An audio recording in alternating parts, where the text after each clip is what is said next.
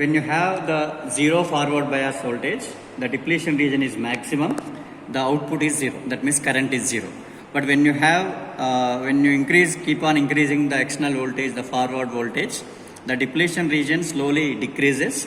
Finally, we can get the maximum current. Okay. So this LED, whatever the experiment we are doing now, light emitting diode works on this same principle. So the same thing, PN junction diode connects in a forward bias manner, and we can able to operate LED from this configuration. Okay, now I will show you the circuit diagram here. So you can see here. Okay, I'm going to send you this right up to you, no problem. So here we have the voltmeter, that is the external voltage. Okay, so external voltage connects to the PN junction. So this is the basically the diode symbol. Okay, so I can show you the diode symbol one more time. So this will be the diode symbol. Okay, so this line indicates the negative terminal. So negative terminal is known as cathode here. Okay, and this one, like a base of a triangle, this represents the positive terminal. Okay, it's like this is called anode. Okay, so two electrodes are there. That is the reason why this is called di means two, diode. Okay, so here the diode is connected. So the positive voltmeter connected to the positive terminal of the diode, and negative connects to the negative. Okay, so then when you connect like this, because of the presence of the resistance, we can see some flow of current. So when the depletion region of this particular PN junction diode is maximum, there is no flow of the current in the circuit. But when you keep on increasing the voltage here, you can see that the depletion region slowly decreases, and you can see the maximum current or maximum output. Okay, so that is about very simple circuit. Voltmeter, and here we have diode, and here we have resistance. Actually, we should have an ammeter also, because we are measuring the current in the ammeter. So we should have ammeter here. I will show you the ammeter in the circuit. Okay, and you can see the graph here. So you can see the graph goes like this. So forget about the reverse bias now. So only concentrate on this part. So this is the voltage axis, this is the current axis.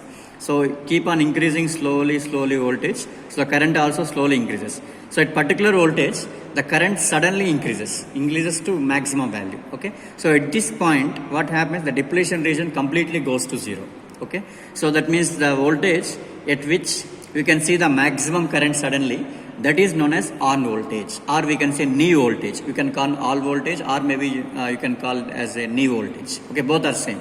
That means at that particular value of voltage, you can see the maximum rise or maximum increase in the current. Okay, so we are going to find out the on voltage from the circuit now, and we are going to analyze the characteristics of voltage versus current. Okay, and also we are going to find out one parameter from the experiment, that is called forward resistance. Okay, so how this forward resistance is going to connect it? So simply we know the Ohm's law is something like V is equals to I into R.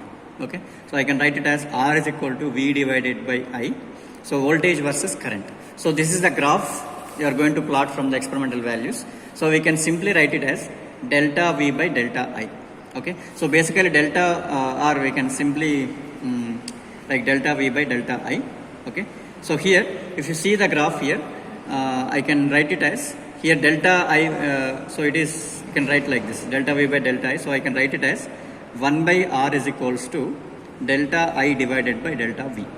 Okay, so delta I means it is like a change in current, or I can say current is in the y-axis. Simply it is y2 minus y1 divided by x2 minus x1. Okay, so it is slope. So that means R is 1 by R is equal to slope, means simply I can write it as forward resistance R forward is equal to 1 by slope. Okay, so if you find out the slope from this graph and just take the reciprocal, that will give you the forward resistance. Okay, simply you can write it as R forward is equal to 1 by slope. Okay, so now I will show you the this is the theory how to operate the LED. So this is a circuit here. So now I will show you the experimental board, circuit board. From there we are going to see the experiment. Okay.